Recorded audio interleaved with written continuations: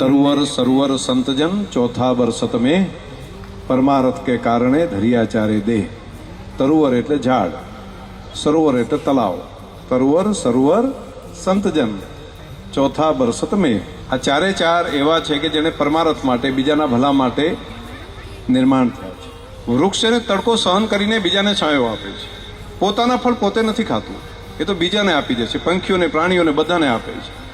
અને જ્યારે મૃત્યુ પામે છે ત્યારે એના લાકડા પણ વ્યસ્ત નથી જવા દેતું, એમાંથી પણ કોઈને ને કોઈને કામ આવે છે. એટલે આખું જીવન પોતે જ્યાં સુધી હોય ત્યારે તો પરોપકારનું કામ કરી બીજાનું ભલું કરે છે, પરંતુ મૃત્યુ પામે ત્યારે પણ એ બીજા માટે કામ આવે છે. આવડું મોટું પરોપકાર ઈશ્વર સિવાય કંઈ ના હોય. એટલા માટે જ મેં વૃક્ષ નારાયણ કહ્યું, અને વૃક્ષ નારાયણની મેં જય બોલવરાઈ. તો આ ભગવાનનું સ્વરૂપ છે એવું સમજીને કામ કરવું પડે.